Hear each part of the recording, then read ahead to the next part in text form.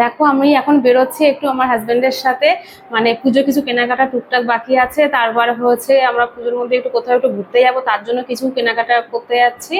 তোমরা সেগুলো দেখো, তোমরা আমি ঘুরে এসে তোমাদের কি কি কিনলাম সেগুলো আবার এক এক করে তোমাদের দেখাবো।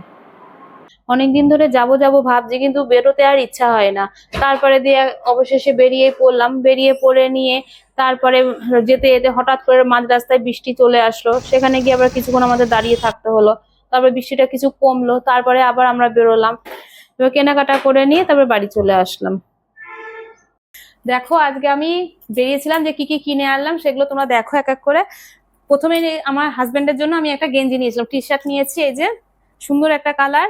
আর আমার জন্য নিয়েছি একটা জিন্স এই যে, আর একটা নিয়েছি হচ্ছে টপ নিয়েছি। আর আমাদের দুজনের জন্য এবার একটা করে বুট নিয়েছি, যেহেতু একটু যাবো বেড়াতে। এই দেখো এটা, এই দুটো হচ্ছে মানে এটা হচ্ছে আমার হাজবেন্ডের জন্য, আর আমার জন্য যেটা নিয়েছি সেটা তোমাদের দেখাচ্ছি। এই দেখো আমি একটু লাইট কালারটাই বেশি পছন্দ করি সবসময়, ওই জন্য এই দেখো সুন্দর একটা বুট।